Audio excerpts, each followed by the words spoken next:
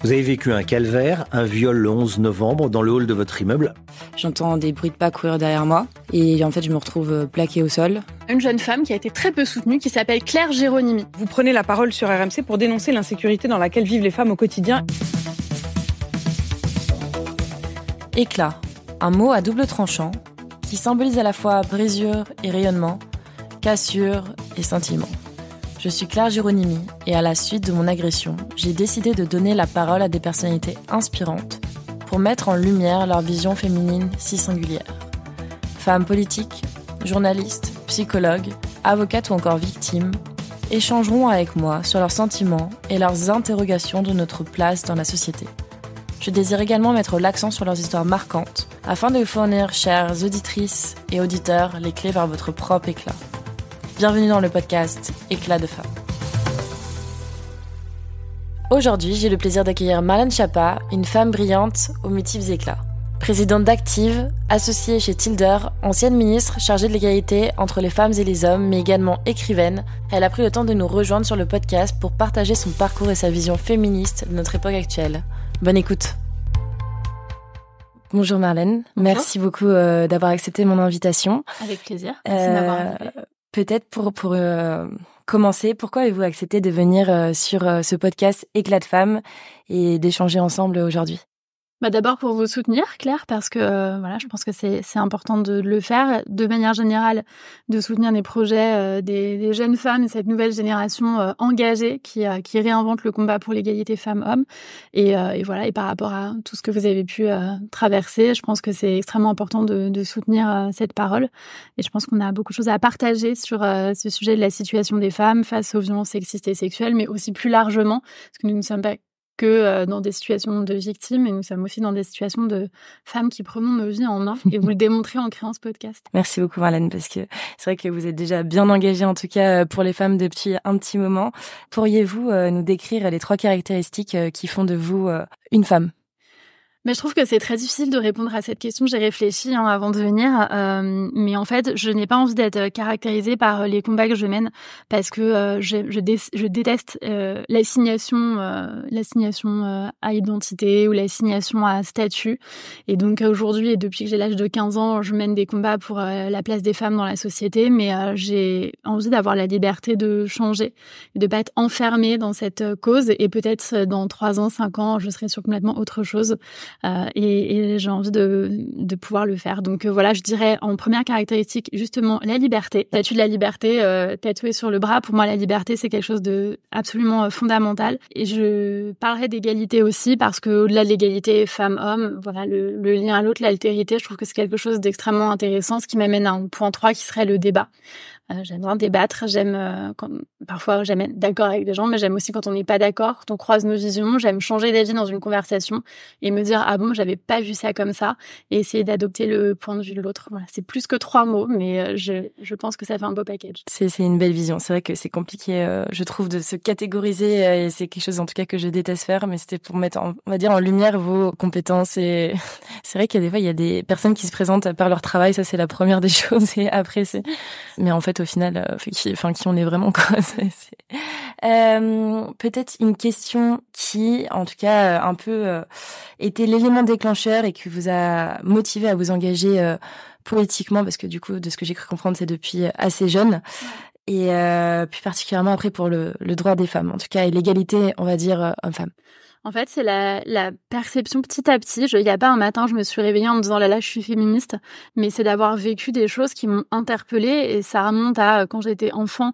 Et si on jouait à construire une cabane avec mes cousins et mes cousines, et en Corse, dans notre village, et les filles étaient appelées pour mettre la table ou faire le repas avec notre grand-mère et notre arrière-grand-mère, et les garçons continuaient à faire la cabane et mettaient pas un pied dans la cuisine. Au début, je trouvais ça normal, mais petit à petit, je commençais à m'interroger sur cette situation. Et ensuite, j'ai grandi dans quelques cités sur le périphérique à Paris, et notamment on habitait avec mon père, et c'est vrai qu'avec ma sœur, on avait beaucoup de discussions avec mon père pour lui expliquer qu'on se sentait pas forcément en sécurité en bas de la cité, et que nous sortir juste sortir de chez nous. C'était beaucoup de stratégies d'évitement. C'était regarder par la fenêtre où étaient les bandes de gars dans notre passage ou pas. On avait toutes des stratagèmes sur comment on allait recouper, comment on répond pas, qui passe devant, qui passe derrière. Et ça nous prenait une charge mentale colossale. Et mon père, qui est très féministe et très engagé, mais qui était un homme de 40 ans, prenait pas parce que lui, il se sentait pas en insécurité. Donc on avait vraiment des discussions pour lui faire comprendre finalement ce sentiment d'insécurité. Je peux comprendre en tout cas ce point de vue. Et du coup après, quel a été, peut-être au travers de vos études ou quelque chose comme ça, où après, vous êtes rendu compte? Au travail, quand j'ai attendu ma première fille, je suis devenue maman assez jeune et je regardais pareil. En fait, simplement, c'est des différences qui me frappaient et ce qui me frappait, c'est que j'avais l'impression d'être la seule choquée quelque part. Je travaillais chez Havas quand j'avais 20 ans, 21 ans, dans une grande agence de communication donc. Et je voyais que les hommes restaient très tard. Les femmes, elles étaient toujours speed. Elles avaient toujours peur de rater leur bus, leur train. Le midi, les hommes faisaient des déj au resto avec des clients, de la presse, etc. Et beaucoup de femmes qui étaient dans l'agence, elles faisaient les courses à l'époque sur Carrefour.fr ou Shop.fr. Et elles me disaient, je fais les courses, je gère la nounou, je mangerai un sandwich, je réserve les vacances, je m'occupe du vaccin du petit. Et je me disais, waouh, ça a l'air très galère leur vie quand même. C'est stéréotypé en plus. C'est hyper stéréotypé, mais pourtant, il y a une vingtaine d'années, c'est ce que j'observais moi. Et quand je leur disais d'ailleurs, je leur disais, mais pourquoi vous avez l'air quand même d'avoir toujours 1000 trucs à faire et pas du tout les hommes. Et elle me disait, non, mais en fait, c'est une répartition genrée finalement du travail. Mais ça, je l'ai retrouvé après quand j'étais ministre. Moi, quand je partais en déplacement à l'étranger, on me demandait toujours où étaient mes enfants. Sous-entendu, ça aurait été mon rôle de mère de garder mes enfants. Et ils me disaient, où est-ce qu'elles sont? Et quand je disais avec leur père, on me disait genre, oh, il est sympa. Jamais on a dit à un ministre homme, quand on lui dit, mais où sont tes enfants? Et qu'il a répondu, avec leur mère. Jamais on a dit, elle est vraiment sympa, leur mère quand même, de les garder pendant que t'es en déplacement. Non, c'était comme si c'était normal. C'est vrai qu'on a une image de la société, en tout cas, où c'est les femmes... c'est encore, en tout cas, le cas. Ça commence à évoluer, etc. Mais c'est vrai que c'est toujours le cas où les femmes, les femmes, c'est avec les enfants. Et les hommes, ils doivent travailler, en tout cas, pour fournir l'argent pour la femme, etc., pour aider les enfants. Mais c'est vrai que c'est assez particulier. Après, on peut s'interroger. C'est ce que dit Elisabeth Badinter dans son livre L'amour en plus sur l'instinct maternel, où elle dit que c'est aussi par volonté de puissance que les femmes ont voulu prendre en charge l'éducation des enfants, parce que quand on n'a pas le pouvoir économique ou social, c'est une manière d'avoir du pouvoir que d'être en charge de l'éducation des enfants, de décider ce qu'on va manger ce soir. Ça peut paraître ridicule, mais elle le détaille beaucoup mieux que moi dans son livre. Et je trouve ça assez intéressant finalement de se dire qu'on peut réinterroger cette répartition. Et en même temps, je suis pas du tout contre. Moi-même, j'ai pris des congés parentaux pour élever mes filles. J'ai gardé ma première fille chez moi dans mon entreprise quand elle était bébé. J'avais pas envie de la faire garder. Donc, je suis pas du tout dans le jugement des rôles de chacun, mais simplement dans le fait de remettre en question cette répartition et les conséquences finalement qui existent sur la vie des femmes. Je trouve qu'en tout cas pour une femme, c'est quand même très j'ai beaucoup de respect pour les femmes qui arrêtent leur métier, leur travail et qui se consacrent totalement à la vie de leurs enfants. C'est vrai qu'aujourd'hui c'est compliqué parce qu'on voit quand même la femme qui est assez active, etc. Et bon, après c'est vrai qu'il y a beaucoup quand même de discrimination au travail parce Moi, que... je prends la totale liberté, c'est-à-dire femme ou homme, si quelqu'un veut s'arrêter pour s'occuper de ses enfants ou même s'arrêter faire le tour du monde, j'en sais rien. Je suis vraiment pour une liberté justement des choix de chacune et de chacun. Et justement, c'était ma première invitée, Edwige Michaud, qui elle du coup est entrepreneur et elle a eu beaucoup de mal à accepter au début que ça soit son mari qui, en fait, elle s'est rendue compte que c'était son mari qui aimait bien rester à la maison, etc. Et au final, en fait, elle a accepté. Et son mari, il s'occupe des enfants. Et en fait, elle a toute cette âme business qu'elle a besoin de développer pour le bien de sa famille et pour son bien-être psychologique. Et au final, c'est tout à fait honorable, je trouve aussi. Et c'est vrai que c'est parfois encore plus difficile pour les hommes. Moi, j'avais interviewé Mercedes Serra, publicitaire et qui est présidente du musée de l'immigration, qui m'avait raconté le fait que son mari ne travaillait plus depuis très très longtemps, s'occupait des enfants. Maintenant, les enfants sont grands, donc en fait, il travaille plus. Et elle me disait, en fait, il adore aller au cinéma, voir des expos. C'est mon meilleur RP, donc agent de relations publiques. Et il adore décorer les maisons. Et on s'organise comme ça. Et en même temps, je pense que c'est pas évident. Moi, j'ai vu quand j'étais ministre et que le père de mes filles travaillait un peu moins, ce que je ne lui ai jamais demandé de faire. De fait, il a fait de lui-même. Je vois que c'est pas si facile, en fait. Au-delà du discours des hommes qui soutiennent leur femme qui réussit, je pense qu'il y a tout un sujet qui touche aussi à la masculinité, à l'identité de l'homme, femme qui remet un peu ça en cause et que c'est encore plus difficile peut-être pour les hommes d'assumer un choix d'arrêter et de s'occuper de leurs enfants. Bien sûr, et c'est comme aussi l'égalité salariale. Je sais que souvent les hommes ont un besoin aussi de gagner plus que leurs femmes, etc. Donc c'est vrai que c'est assez... Il y a toute la symbolique et je pense qu'il y a encore beaucoup de mentalités qui doivent évoluer en tout cas à ce sujet-là.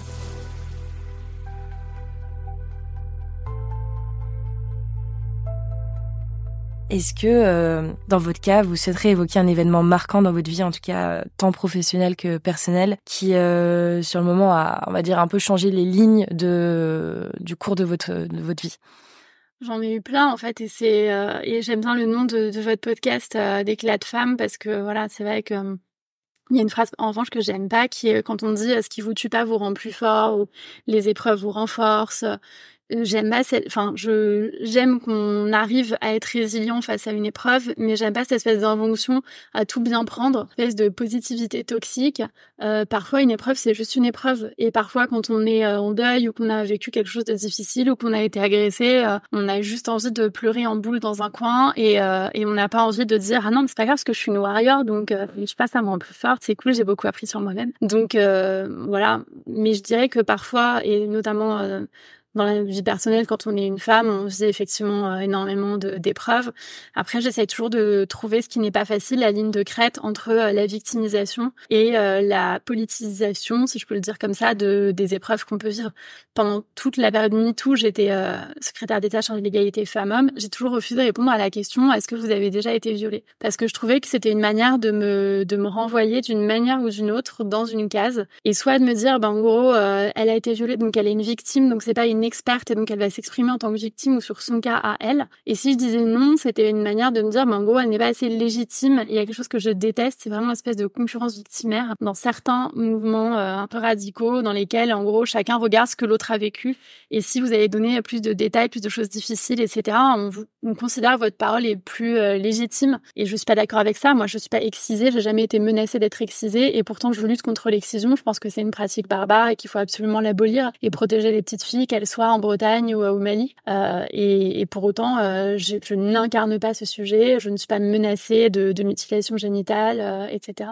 Donc je pense que c'est important de pouvoir aussi s'engager pour tous les sujets et d'avoir la liberté de pouvoir raconter certaines choses ou pas. Et quand on raconte des choses de l'ordre de l'intime, je sais à quel point ça peut être... Moi, j'ai raconté quand j'ai vécu une fausse couche. Et à la fois, il y a des gens qui vous soutiennent en disant merci d'avoir parlé de ce sujet qui est tabou, etc.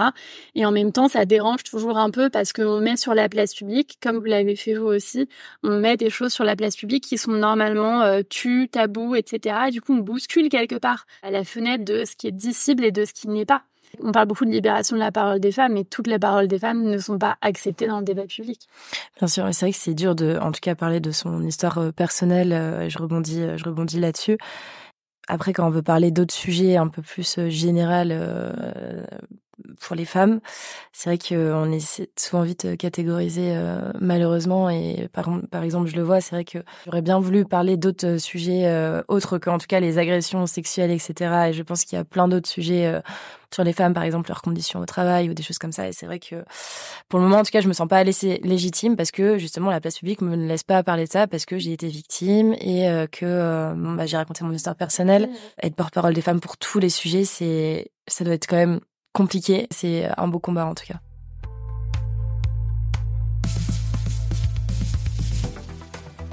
Votre vision, on va dire, plus de la femme dans la société, parce que je trouve ça toujours intéressant de discuter de ce genre de sujet. En tout cas, aujourd'hui, comment décrivez-vous la situation de la femme en France, on va dire ? Quand on regarde des pays comme l'Iran ou l'Afghanistan, moi je suis très heureuse de vivre en France, dans un pays où l'école est obligatoire pour les petites filles comme pour les petits garçons, dans un pays où l'IVG est constitutionnalisé, donc les droits sexuels et reproductifs sont un peu sanctuarisés dans la loi. On a pléthore de lois d'ailleurs sur l'égalité salariale. Moi, j'ai porté beaucoup d'avancées. J'ai allongé les délais de prescription pour les violences sexistes et sexuelles, avec le Grenelle des violences conjugales. Parce que j'ai mis sur la place publique, avec d'autres, bien sûr, des sujets de violence conjugale qui étaient intimes, ce qui se passait derrière les portes closes et les volets fermés, et qui maintenant sont sur la place publique. La première fois que j'ai utilisé le terme de féminicide dans l'affaire Daval, pour le meurtre d'Alexia Fouillot, les médias disaient qu'est-ce que c'est que ce mot, Marlène Schiappa invente des mots, etc. Aujourd'hui, tout le monde utilise le terme. On a créé une plateforme qui s'appelle arrêtonslesviolences.gouv.fr pour qu'on puisse avoir accès à la police, à la gendarmerie. Donc je pense qu'il y a des choses qui ont évolué dans la loi. Maintenant, on a besoin de passer du droit formel au droit réel. C'est pas parce qu'il y a des lois contre les violences sexistes et sexuelles que ça s'arrête. Là, on parlait récemment du féminicide, le dernier qui a eu lieu, où un homme a roulé sur son ex-femme, son ex-compagne en voiture. Et on me disait, oui, mais il aurait dû avoir un bracelet d'éloignement. Mais en fait, ça n'aurait rien changé. Je fais la comparaison entre l'islamiste avec un couteau. Dans les deux cas, quand vous avez quelqu'un qui est déterminé à tuer, peu importe les conséquences, il va aller au bout de son acte. Regardez ce qui s'était passé à Mérignac avec Shahinez, dont le mari a mis 2 coups de fusil dans les genoux et l'a immolé dans la rue, dans l'espace public. Je veux dire, on n'est pas face à quelqu'un qui se cache ou qui fait une manigance ou qui espérait ne jamais être attaqué. Donc, je pense que ces sujets-là, ils sont extrêmement préoccupants, qu'il y a un sujet de finalement d'éducation de toute la société. Aucune femme, ou c'est rarissime que des femmes tuent leur mari, c'est rarissime que des femmes harcèlent des hommes dans l'espace public. Il n'y a pas de groupe de femmes qui empêchent les hommes de passer, qui les touchent comme si leur corps était des biens publics. Et donc, il y a vraiment une problématique globale de rôle de femme et de rôle de l'homme qu'on doit travailler et de respect finalement dans la société. Mais je suis pas désespérée parce que moi, je suis originaire de Corse et en Corse, dans la rue, par exemple, vous n'avez pas de harcèlement de rue. Ouais. Alors, il y a des violences intrafamiliales, je ne dis pas que ce soit un paradis, mais néanmoins, vous avez très très peu ou pas de harcèlement de rue. Vous pouvez rentrer, j'ai ma grand-mère qui habite dans un quartier entre guillemets à Ajaccio et je peux rentrer de nuit, personne ne me suit, ne m'embête dans la rue. Donc je suis pas désespérée. Je pense qu'on peut y arriver. Je comprends très bien parce que moi aussi je viens de Corse, donc je vois très bien un peu leur vision. C'est un autre rapport et c'est vrai que, en tout cas quand je suis allée en Corse il y a 10 jours et j'ai des amis qui viennent de Bastia, etc. et qui m'ont dit mais Claire, on va te rapatrier en Corse parce que là, pour le moment, en fait, c'est trop dangereux, en tout cas à Paris et en France, et reviens, parce que nous, en tout cas, chez nous, pour le moment, tout va bien et on aimerait bien que chez nous, ça soit aussi bien que partout en France, malheureusement. Mais je pense que oui, c'est un modèle qu'on peut, on peut prendre l'exemple sur plein d'autres pays, nos voisins, etc. C'est vrai que eux, ils y arrivent, donc pourquoi pas nous, quoi.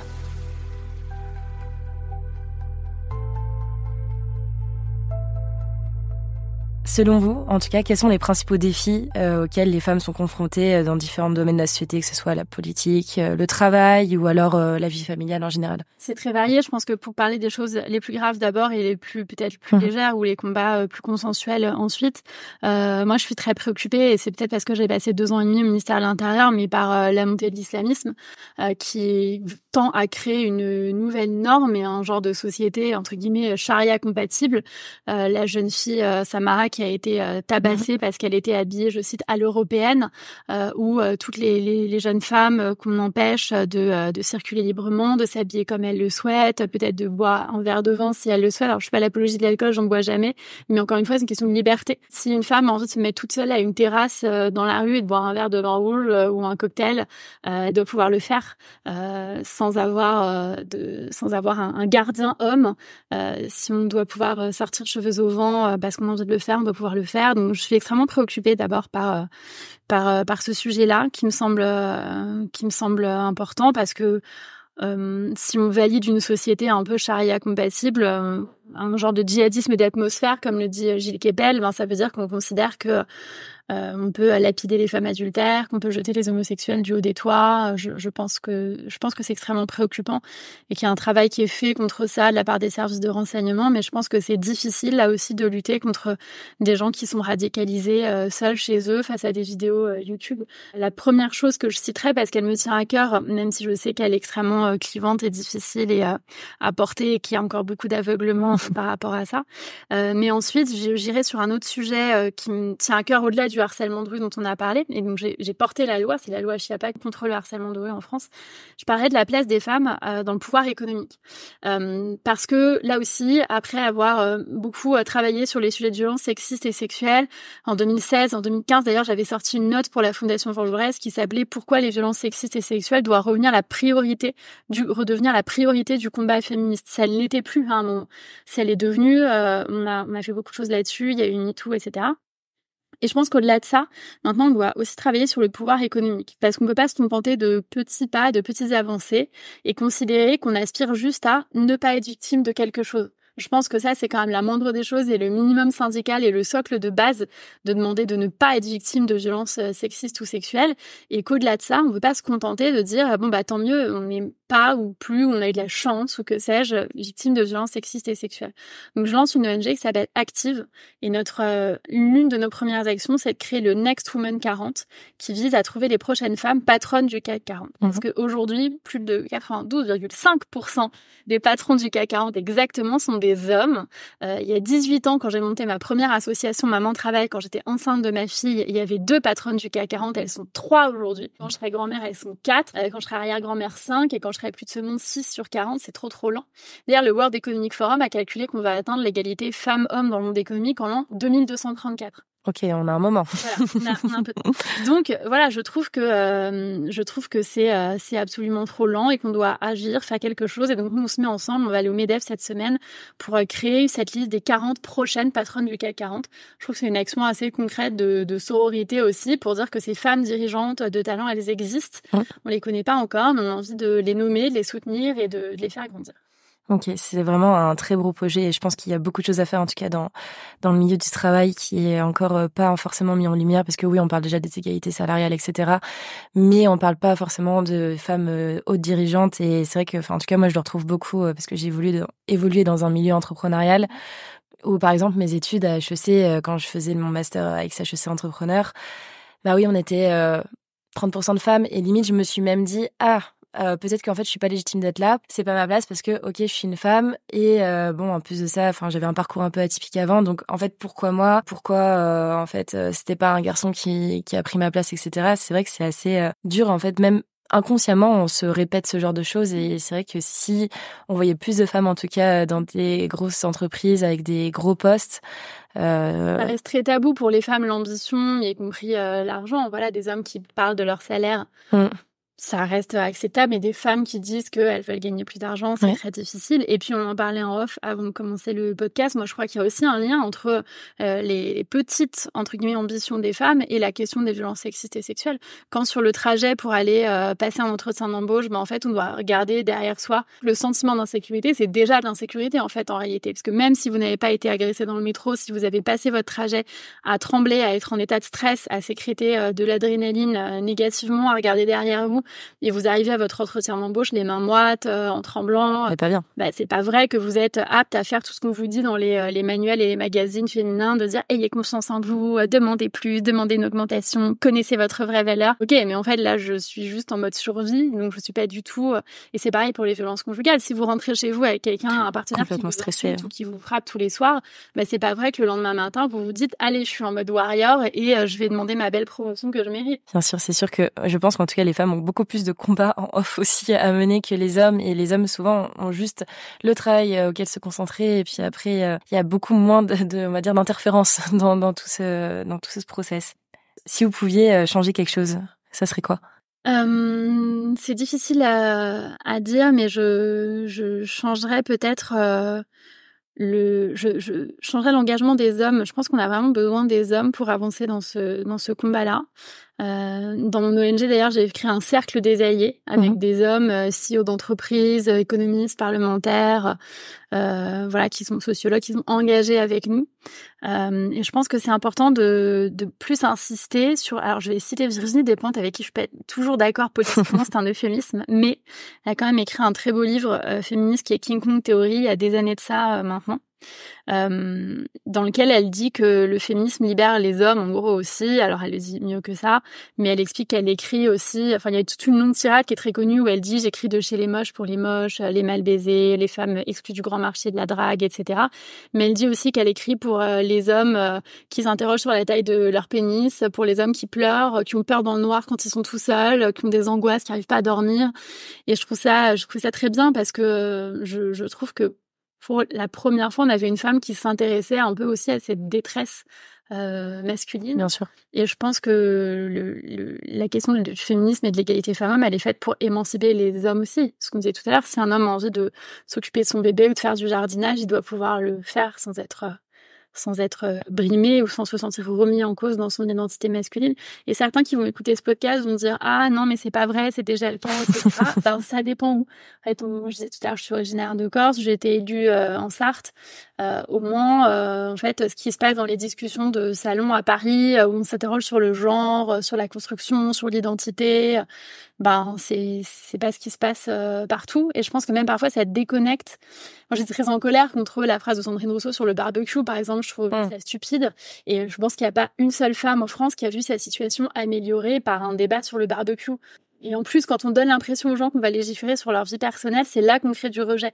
Et que les gens, même s'ils sont d'accord avec vous sur le fond, vont avoir une forme de rejet, surtout en France, en disant « je ne veux pas qu'on légifère sur ma vie personnelle ». J'ai trouvé que c'était particulièrement stupide comme accroche du sujet. Parler en tout cas du personnel pour les hommes, c'est encore assez compliqué de mettre tous ces petits tabous en avant, même si je pense que inconsciemment ils le pensent. C'est vrai que, mais je suis sûre qu'il y a plein de choses aussi à faire pour les hommes. Et justement, ça découle un peu de la question que je voulais vous poser après. Comment est-ce que vous pensez que les hommes peuvent nous aider, en tout cas, dans cette lutte de l'égalité femmes-hommes, et comment ils peuvent vraiment être un allié, en tout cas, dans ce combat? Mais je pense qu'ils peuvent d'abord commencer par la question de l'empathie, en fait, tout simplement, c'est-à-dire se demander ce qu'on est en train de vivre. Je vois que, par exemple, sur des sujets comme l'endométriose, il y a de plus en plus d'hommes qui sont engagés sur cette question, et alors que ça revient à la question que j'évoquais de l'excision tout à l'heure, les hommes, par définition, ne vivent pas l'endométriose, et le fait d'être dans l'empathie, d'essayer de comprendre ce que cette maladie implique, je pense que c'est déjà un engagement fort par rapport à ce sujet-là, et ensuite d'essayer de comprendre comment, en tant qu'alliés, justement, des femmes, ils peuvent agir, et parfois ça passe par accepter de mettre en lumière des femmes et pas soi. Je dis souvent aux hommes dirigeants que j'accompagne qui veulent s'engager sur l'égalité femmes-hommes, à commencer par donner la parole à des femmes autour de vous, par les créditer de leurs idées. Alors il y a un modèle que j'aime bien qui va faire hurler la bien-pensance de ces sujets-là, mais qui est Ryan Gosling, qui dès lors qu'il a une récompense ou un prix, remercie toujours sa femme. Quand il a eu un prix pour La La Land, il a dit qu'il remerciait sa femme parce que pendant qu'il travaillait, qu'il faisait ce film, elle a élevé leur enfant tout en attendant le deuxième et en s'occupant de son frère qui avait un cancer. Je trouvais ce discours très émouvant. Et dernièrement, lorsqu'il faisait la promotion d'un film, il avait un t-shirt qui faisait la promotion du livre de sa femme. Et quand Greta, qui a réalisé le film Barbie, n'a pas été nommée, n'a pas eu de prix, il a fait une déclaration pour dire qu'il était heureux d'être nommé, mais qu'il aurait souhaité que Greta soit nommée parce que c'était son idée, son film, et qu'il la créditait et il renvoyait à elle son idée pour pas tirer la lumière à lui. Je trouve que c'est un beau modèle. Finalement, je disais aux hommes, soyez les Ryan Gosling de votre entreprise et de votre écosystème. Créditez les femmes quand elles ont des idées, valorisez-les, nommez-les, dites-leur non. Voilà, ça peut commencer par là aussi. Donnez-leur la parole, donnez-leur le micro, faites des discours moins longs et faites parler les femmes. C'est ça. De toute façon, je pense qu'on est dans une société où il faut qu'on évolue tous ensemble. On peut pas se sectoriser homme, femme. Je pense qu'à un moment donné, il faut qu'on s'entraide et c'est le principal. Et c'est vrai que, en tout cas, c'est bien que vous donniez. Moi, je sais pas si vous vous souvenez, il y a quelques années, j'avais fait une interview avec Elisabeth Lévy, donc premier pavé dans la mare de ma famille politique d'origine. Je trouve ça très drôle. Je fais une parenthèse, mais les gens qui considèrent que le débat c'est bien, mais qu'avec des gens avec qui on est d'accord surtout. Moi, j'adore débattre avec les gens avec qui je suis vraiment pas d'accord. J'étais à la Convention de valeurs actuelles, j'ai été aux universités d'été de LFI. J'adore être en confrontation d'idées avec les gens. Et je pense que c'est quand on a plus de confrontation d'idées et de débat dans la parole, c'est là que naît la violence. Il n'y a pas d'espace pour expliquer pourquoi on n'est pas d'accord sur les idées, donc on part directement sur de la violence, de la menace, etc. Je ferme la parenthèse et j'avais dit j'adore les hommes, c'est pas du tout mes ennemis, et c'était devenu le titre en couverture. Et j'avais une pétition contre moi d'organisations qui disait Marlène Schiappa, tu me traîtres à la cause. Elle dit j'adore les hommes, non mais les hommes c'est des oppresseurs, faut pas adorer les hommes, etc. Et je me disais waouh, enfin moi j'adore vraiment les hommes. Enfin j'ai plein de navigues, j'ai été élevée en grande partie par mon père, j'ai un frère, j'ai un mari à l'époque, j'ai un compagnon aujourd'hui, j'ai des amis, j'ai des cousins, j'ai des beaux-frères, des neveux, un filleul, et j'ai pas envie de radier ces hommes de ma vie et de mon entourage. Et je trouve que sans altérité, ce serait vraiment... j'aime bien aussi quand on parle entre femmes, mais j'aime aussi l'altérité et je trouve ça horrible de devoir se justifier, de dire, en fait, comment on peut dire qu'on est humaniste mais qu'on n'aime pas la moitié de l'humanité.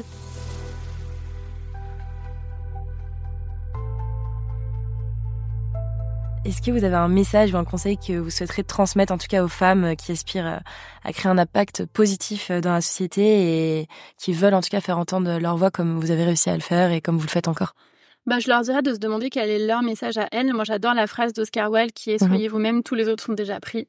Et je pense qu'on a toutes et tous, au fond de nous, un message, une position, une incarnation, quelque chose à partager qui est la nôtre. Et que c'est pas la peine de singer les personnes qui existent déjà. Elles existent déjà. Donc, quel intérêt d'être une photocopie de quelqu'un qui est déjà présent, qui a déjà un message. Je pense qu'il faut se demander soit qu'est-ce qu'on pense, qu'est-ce qu'on a envie de dire, qu'est-ce qu'on a envie de laisser comme trace, et le faire, peu importe les validations ou les critiques autour de soi, parce que l'air du temps change tellement vite. Vous pouvez être lynché sur la place publique pour une phrase que vous avez dite un an, et 5 ans après, tout le monde ressort cette phrase. Ah non, mais en fait, il ou elle avait raison, quelle révélation, quel visionnaire. Donc je pense que c'est important de rester dans sa ligne. Peut-être pourriez-vous nous parler d'une figure féminine, en tout cas, qui vous inspire?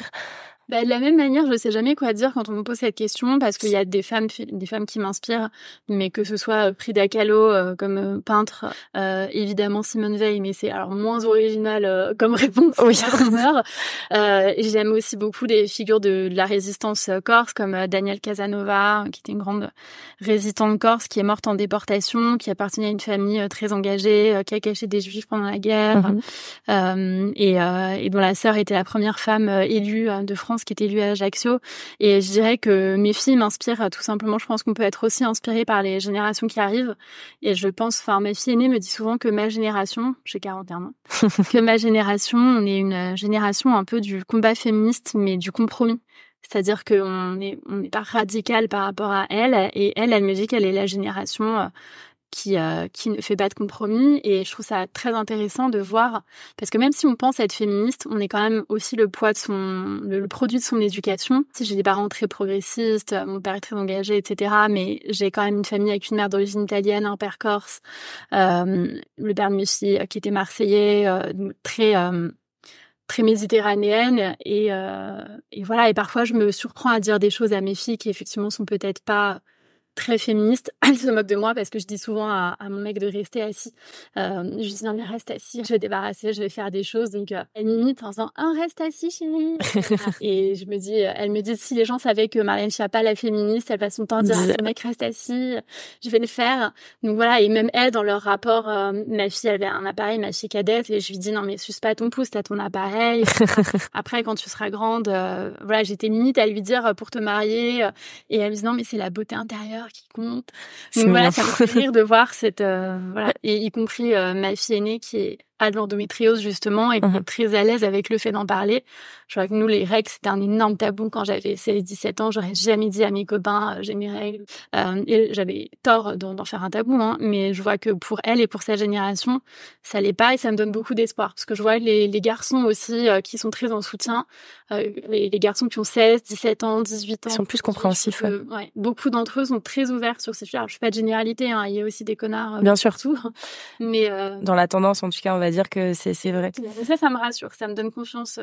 C'est vrai que je vais rebondir aussi sur ça. C'est vrai que quand j'ai voulu justement parler dans les médias, etc., j'ai mes parents qui m'ont dit mais non, ne fais pas ça, parce que c'est quand même quelque chose de très personnel, etc.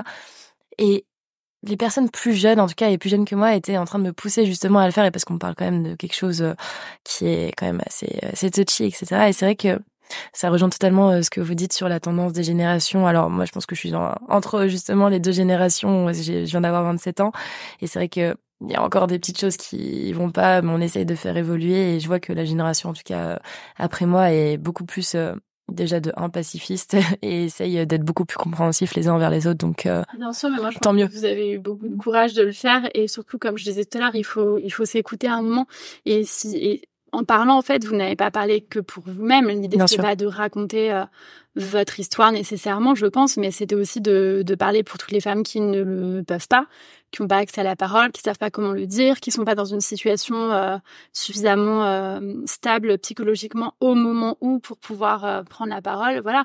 Et moi, ça me fait un peu un pincement au cœur de voir que quand on est une actrice célèbre et qu'on parle de violences sexuelles qu'on a vécues, on devient une icône et on vous écoute et votre parole devient complètement sacralisée, etc. Mais je pense que tous les gens qui soutiennent aujourd'hui Judith Godrèche, par exemple, et ont raison de le faire, doivent vous soutenir aussi et doivent aussi dire que votre parole doit être entendue et que vous parlez pour vous, mais aussi pour les autres, d'un fait qui est, à notre époque, qui s'est produit là. Et voilà. Et je suis toujours un peu ambivalente parce que d'un côté, je trouve ça très bien que des femmes qui ont une notoriété et accès aux médias puissent s'exprimer et le font pour les autres, mais je suis toujours un peu dérangée par le fait que c'est facile de soutenir une actrice qu'on aime bien et ça l'est peut-être moins de soutenir sa nièce, sa voisine ou en fonction du profil peut-être de l'agresseur ou de l'histoire qui existe derrière et de savoir si ça valide ou pas notre récit politique, ça me dérange beaucoup. Je suis tellement d'accord. C'est pour ça que c'est vrai que c'est... Enfin, je trouve que c'est très important, quoi. En tout cas, la parole commence à se libérer. Et les médias commencent à laisser la parole, justement, à des personnes, on va dire, plus lambda. Je suis totalement alignée et c'est dur parce que je sais que, en tout cas, moi, j'ai reçu beaucoup de messages de victimes qui veulent prendre la parole, qui veulent que je republie leurs lettres, etc. Et c'est ce que j'essaie. C'est pas trop lourd pour vous, psychologiquement, de recevoir tous ces messages? Non, parce que, je me dis que je le fais pour leur bien. Ouais.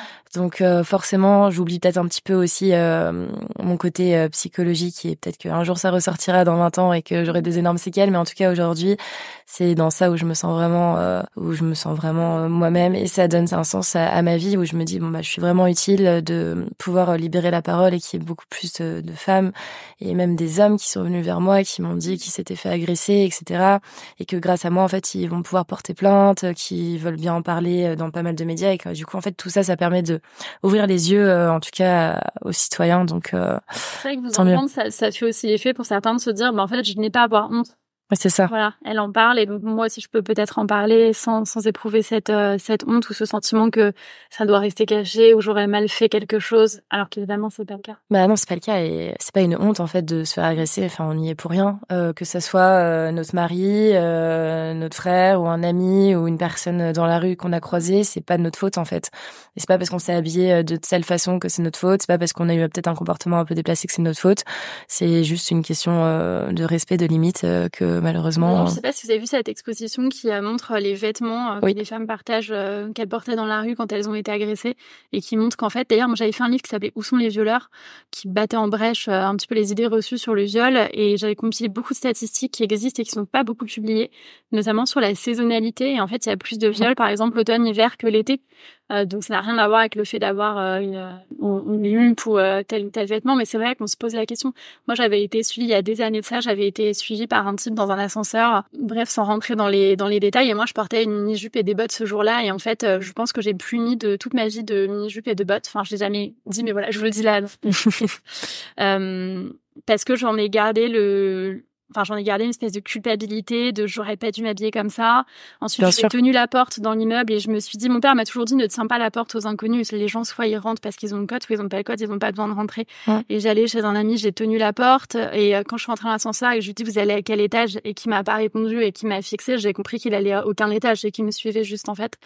Donc c'était assez terrorisant. On a conscience du fait que ce n'est pas de notre faute, etc. On va toujours refaire le fil, mais je trouve que c'est une manière aussi psychologiquement de se dire j'ai du pouvoir sur ce qui se passe et je contrôle et en fait c'est moi qui ai le contrôle et qui à ce moment-là ne l'ai pas eu mais je peux le revoir pour l'avenir, etc. Oui, donc si en fait maintenant je vais plus m'habiller en mini-jupe et en bottes, peut-être ça n'arrivera plus, bien sûr. Enfin je pense que c'est des biais cognitifs que tout le monde a dans tous les cas. Et exactement pareil, moi chaque fois j'étais là en fait je vais pas mettre un manteau court parce que en fait j'ai un pantalon et en fait on va voir mes fesses, etc. Donc maintenant je vais mettre que des manteaux longs parce que arrivé l'été on ne met plus de manteaux longs malheureusement. Donc, mais c'est vrai que c'est assez. En fait, comme vous le dites, je pense qu'on essaie de garder un certain pouvoir, en tout cas sur le contrôle, et on se dit, ok, ça n'arrivera plus. Si je fais telle chose ou telle chose comme ça n'arrivera plus non plus. Donc, Ouais, je suis d'accord. Peut-être est-ce que vous auriez un mot ou une phrase à partager qui pourrait être intégré dans mon livre? Comme je répète souvent, je vais bientôt sortir un livre justement sur l'histoire et justement un peu la condition des femmes dans la société, avec beaucoup de témoignages de victimes. Est-ce que vous aurez un mot, une phrase à partager? Parce que j'aime bien faire un petit recueil à la fin de toutes les personnes que j'interroge dans mon podcast. Alors, je sais pas si je vais faire une belle phrase, mais spontanément, mais je dirais que ce qu'on peut attendre aujourd'hui de la société, c'est qu'elle ne crée plus les conditions pour que les femmes soient des victimes, mais qu'elle crée les conditions pour que les femmes puissent être des leaders tout autant que les hommes. On n'a pas envie d'être assigné au rôle de victime, mais on ne peut que constater que la société crée certaines conditions, notamment en trouvant des excuses. Finalement, trouver des excuses à des faits de violence sexiste et sexuelle, c'est de la culture du viol. Hein. Dire un tel a une histoire difficile ou ci et ça, c'est ni plus ni moins que de la culture du viol. Donc je pense que sortir de cette culture-là pour créer une culture dans laquelle les femmes peuvent avoir le leadership tout autant que les hommes, prendre des risques, avoir de l'ambition, travailler, trouver ce qui les rend heureuses dans la vie en toute liberté. Et peut-être aussi, vous en avez déjà un petit peu parlé justement de l'association que vous êtes en train de créer qui s'appelle Active, c'est ça? Et peut-être est-ce que vous voulez retoucher 2 mots là-dessus et puis peut-être vos autres projets à venir si vous voulez les évoquer. Simplement dire que j'encourage les femmes à avoir de l'ambition, comme je l'ai dit tout à l'heure. On sait qu'il y a beaucoup de conditions qui sont créées, qui sont difficiles, celles liées aux violences sexistes et sexuelles, mais celles liées aussi un peu au backlash qu'on a dès lors qu'on a de l'ambition. Quand on est une femme et qu'on s'exprime publiquement, on a quand même un retour de bâton, notamment sur les réseaux sociaux, qu'on soit une femme politique, journaliste, visible, quel que soit notre métier. Donc je pense que ça dégoûte beaucoup de femmes aussi de l'engagement et d'être visible. Du coup, ça maintient une espèce de culture de la discrétion ou du fait de ne pas être trop repérée, en tout cas. Et puis, il y a la question liée à la maternité, mais je dirais qu'il faut justement se faire confiance entre les générations aussi.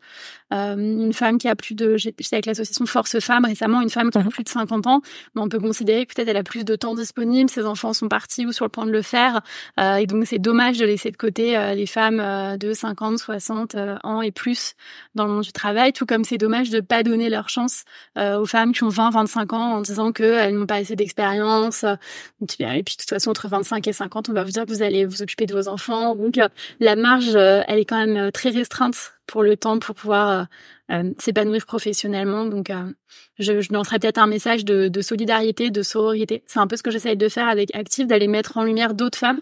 Moi, j'ai été beaucoup en lumière pour le meilleur et pour le pire, et aujourd'hui, j'ai envie de mettre en lumière d'autres femmes qui méritent aussi d'avoir les projecteurs sur elles et de réussir. Et d'accomplir leurs rêves. Exactement. Merci beaucoup, Marlène. C'est moi qui vous remercie. Merci à vous d'avoir écouté cet échange entre femmes. J'espère que cette conversation vous a plu. Si c'est le cas, nous serons ravis de connaître votre retour et n'hésitez pas à nous mentionner en story sur les réseaux sociaux.